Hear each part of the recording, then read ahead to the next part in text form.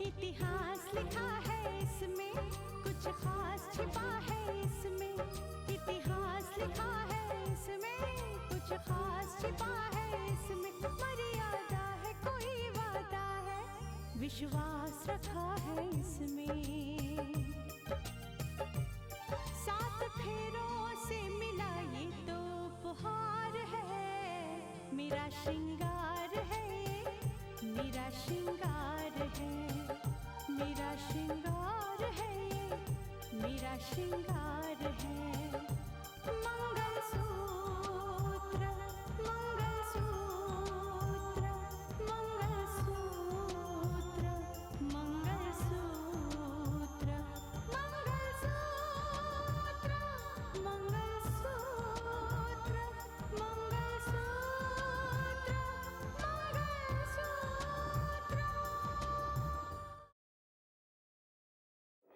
राकेश की वजह से रितिका खुद को एक कटघरे में खड़ा पाती है।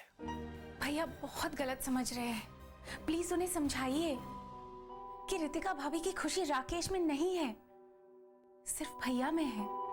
लैब ने जिस वीडियो को सही करार दिया था, बिल्कुल सही तौर पर सर्टिफाई किया था, लेकिन उसमें राकेश नहीं था। राकेश का हमशक्ल उस वीडियो में मौजूद था। कि मेरा एक हमशक्ल है, उसका नाम विपिन है और वो अहमदनगर में रहता है। जिस सवाल ने मुझे आज तक उलझाए रखा, उसका जवाब आज मिल गया। एक ऐसी हकीकत सामने आई जिसे उस वक्त ना पुलिस समझ सकी, ना मैं समझ सका।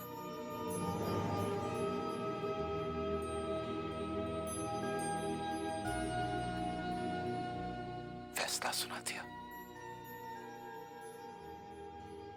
एक बेगुनाह की जिंदगी से खेल खेल लिया कानून ने, और मैंने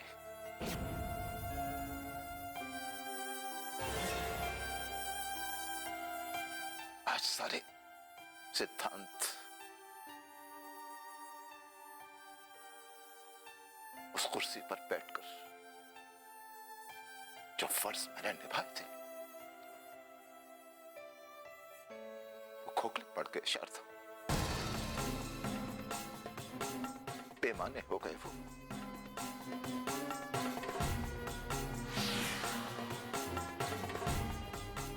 रितिका हमेशा कहती थी कि राकेश बेगुनाह है, और मैं न्यायाधीश के गुरूर में आकर हमेशा यही कहता था कि जस्टिस आदित्य प्रताप का फैसला कभी नहीं बदल सकता।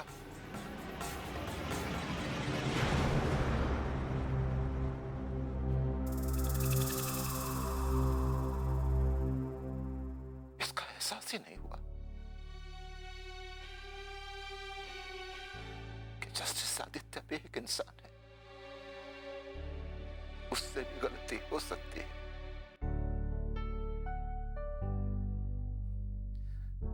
लेकिन इतनी बड़ी गलती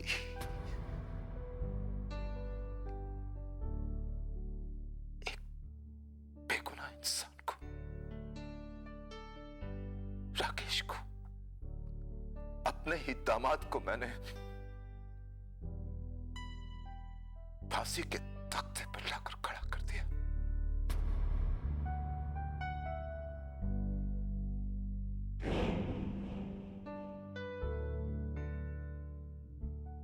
मैं फेल हो गया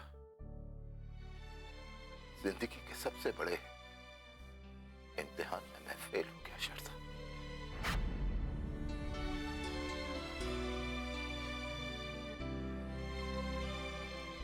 जो गलती हुई है उसकी भरपाई कैसे होगी? कैसे? राकेश को गुनहगार करार देकर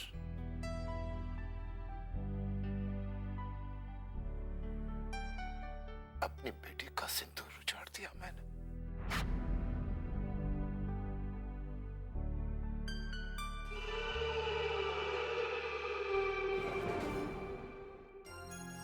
किस मुंह से कहूंगा, क्या शक्ल दिखाऊंगा दुनिया को कि वो देखे, वो चला आ रहा है एक बाप जिसने अपने ही हाथों से अपनी बेटी के सिंदूर को उछाड़ दिया।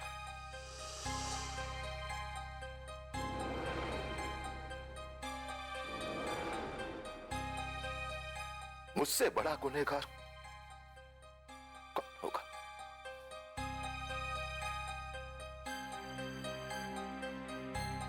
किससे माफी मांगू? रितिका से, राकेश से, मानस से, ऊपर वाले से, अपने आप से या तुमसे?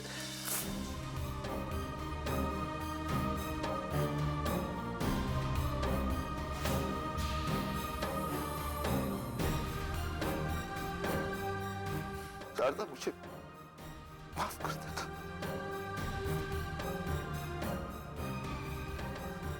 तुम्हारी बेटी के साथ जो हुआ है शारदा, मुझे माफ कर देना तुम।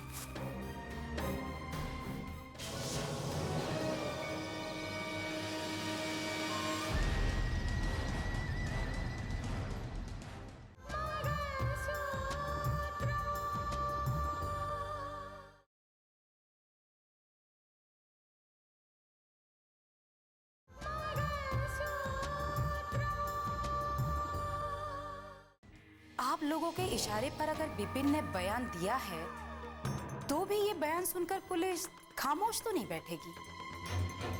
वो अहमदनगर जाकर इंक्वायरी जरूर करेगी।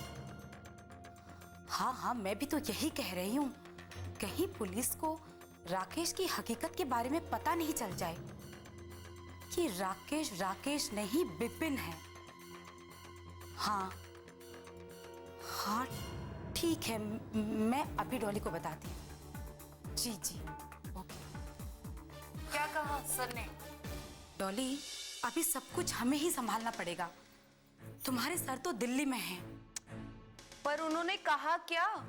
सवाल तो वही है ना।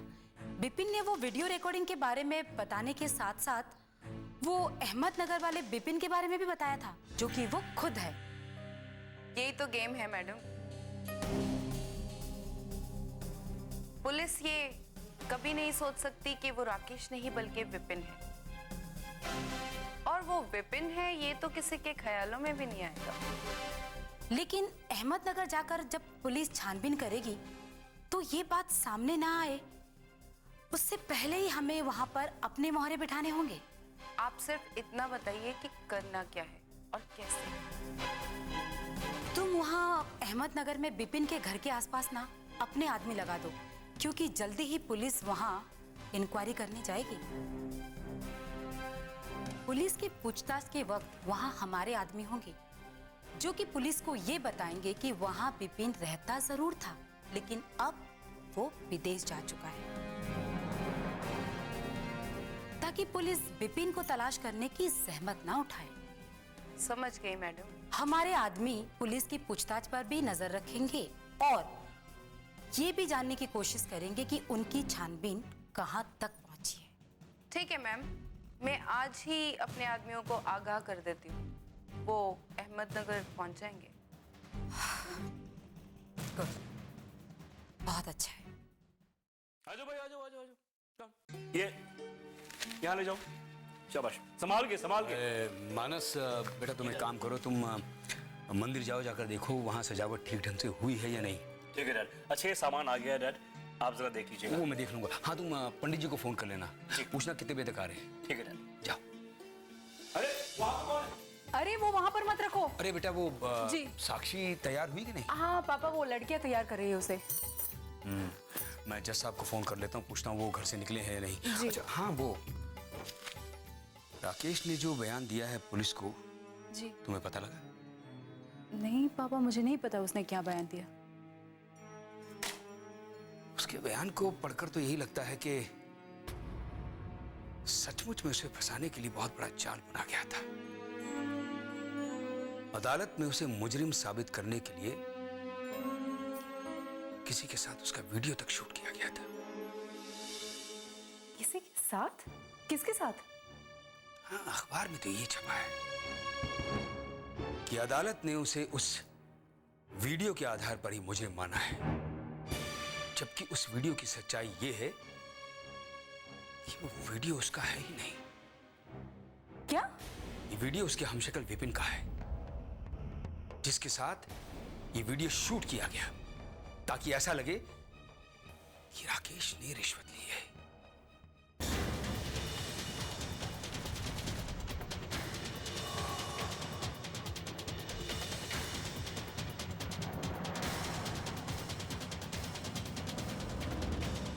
ये वीडियो उसके हमशक्ल विपिन का है, जिसके साथ ये वीडियो शूट किया गया ताकि ऐसा लगे कि राकेश ने रिश्वत ली है।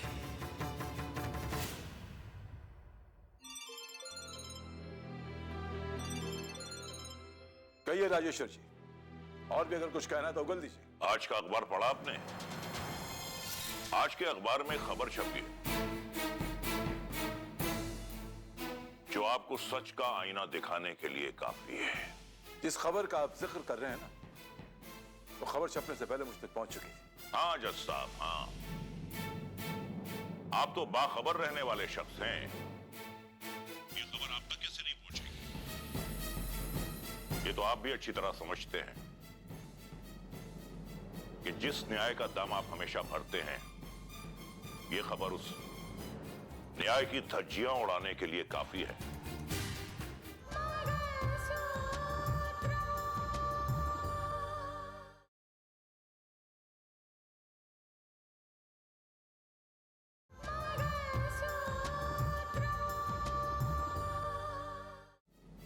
कि जिस न्याय का दाम आप हमेशा भरते हैं, ये खबर उस न्याय की धज्जियां उड़ाने के लिए काफी है। याद है आपने मुझसे क्या कहा था? कि आपने इंसाफ किया है, सिर्फ इंसाफ। याद है? जी हाँ, मुझे तो याद है, लेकिन शायद आप भूल गए कि मैंने आपसे क्या कहा था। मैंने आपसे ये कहा था कि कानून की कुर्सी पर जब भी बैठता हूं तो मैं सिर्फ इंसाफ करता हूं, सिर्फ न्याय, इंसाफ। हाँ, कम से कम अब तो आपको इस बात का एहसास होना चाहिए कि वो नाइंसाफी थी। कानून की कुर्सी पर बैठकर कानून का कहर तोड़ा था आपने मेरे बेटे पर। राजेश,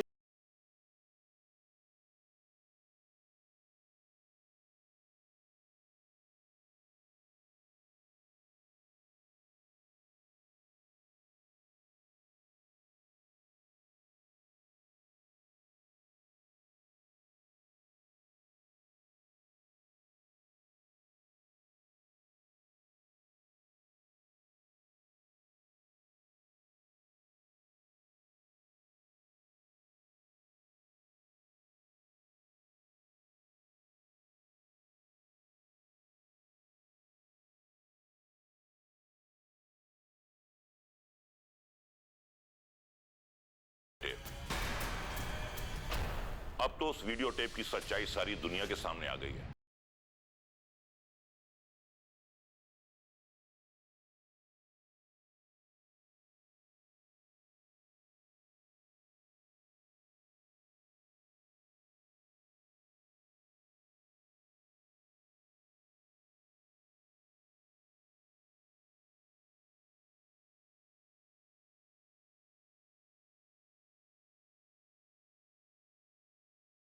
राकेश को सजा इसलिए सुनाई कि रितिका और मानस के साथ इस घिनौनी साजिश में आप भी शामिल थे। अगर मेरा राकेश कुछ कहता है तो वो बात गलत नहीं। बड़े अफसोस की बात है जज साहब कि इंसाफ की कुर्सी पर बैठकर आप खुद ब खुद नाइंसाफी की दलदल में उतरते चले गए। जो घिनौने इल्जाम आप मुझ पर लगा रहे हैं, वो सिर्फ ये साबित करते हैं कि आपकी सोच कितनी छोटी है।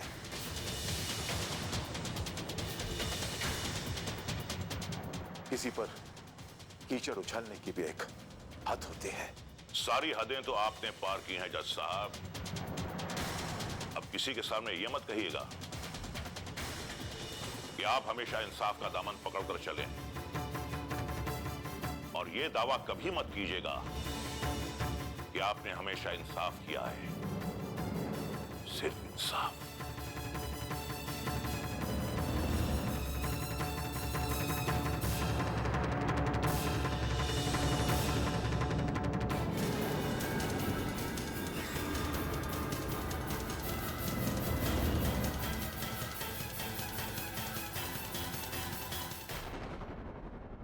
माँ, हमने पापा को कितना समझाया कि उन्हें गुस्से से काम नहीं लेना चाहिए, नफरत और दुश्मनी से बात नहीं बिगाड़नी, लेकिन फिर भी पापा ने। वो खुद को नहीं रोक पाते हैं बेटा। किसे रोकने और चलाने की बात हो रही है दीदी? मामा जी, दरअसल पापा ने रितिका के पापा को फोन किया। आप तो जानते हो उन्होंने राकेश भैया को फांसी की सजा सुनाई थी। हाँ तो ठीक है ना बेटा, इसमें परेशान होने वाली कौन सी बात है? मेरे जीजा जी परम पूज्य सत्यवादी इंसान है। अगर उन्होंने जस्टिस आदित्य प्रताप से कुछ कहा होगा, फोन पर ही सही, तो सच ही कहा होगा। और फिर बेटा आज तो राकेश का वो मानस वाला बयान भी अखबार की सुर्खियां बटोर रहा है। बोए बीज बबूल का तो आम कहां से पाए।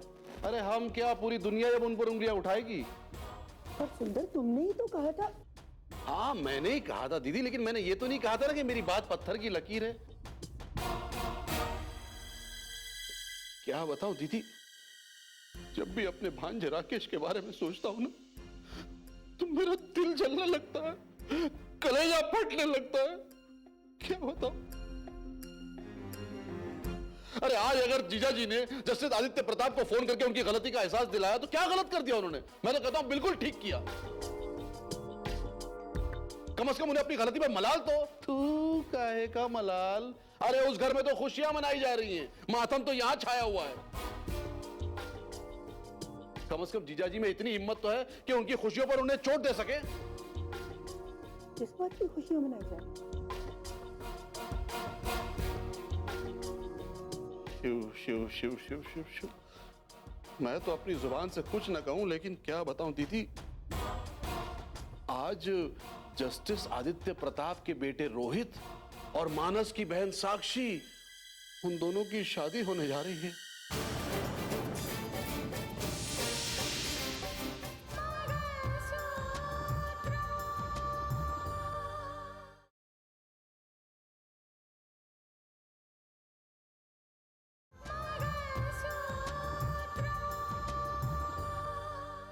आज जस्टिस आदित्य प्रताप के बेटे रोहित और मानस की बहन साक्षी, उन दोनों की शादी होने जा रही है।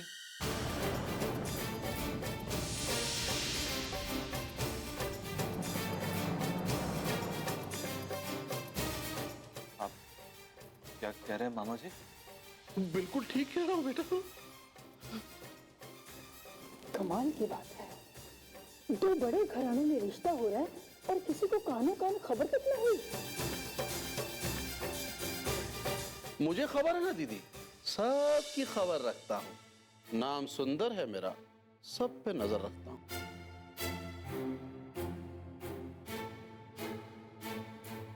बात दरअसल यह है दीदी कि उन दोनों घरों में फिर से रिश्ता जोड़ने जा रहा है। फिर से का मतलब, पहले जस्टिस आदित्य प्रताप की बेटी रितिका जगबीर के घर की बहू थी, अब मानस की बहन साक्षी जस्टिस आदित्य प्रताप के घर की बहू बनने जा रही है।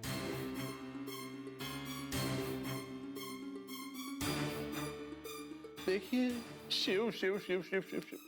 मैं तो अपनी जुबान से किसी के बारे में कभी कुछ ना कहूं, लेकिन क्या है, कहने के लिए जुबान खोलनी पड़ती है ना। वैसे जीजा जी कहाँ हैं? अपने कमरे में। कमरे में चलता हूं मैं।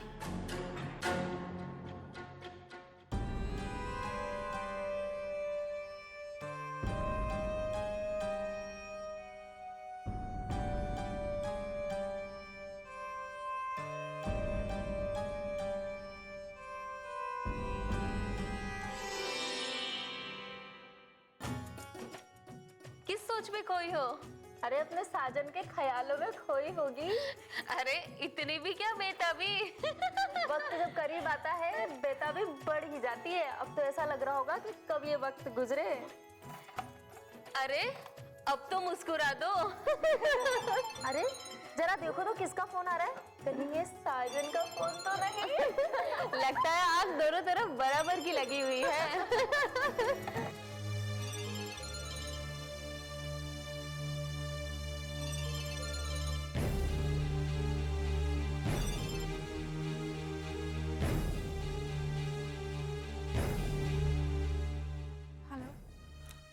दुल्हन का जोड़ा बहुत बहुत मुबारक हो। आखिर तुमने दुल्हन का जोड़ा पहन ही लिया। अच्छा है। भगवान करे कि उस घर में जाकर तुम मेरी नफरत भुला सको, क्योंकि कल तक मैं तुम्हारे परिवार से नफरत करता था और आज तुमसे भी उतनी ही नफरत करता हूं, क्योंकि तुमने उन्हीं का साथ दिया। क्या यही कहने के लिए फोन किया था? नहीं नहीं, मैंने इसलिए फोन किया था कि मैं कोशिश करूंगा कि मैं तुम्हारा चेहरा दोबारा ना देखूं, और तुम भी यही कोशिश करना कि तुम मेरे सामने दोबारा ना आओ,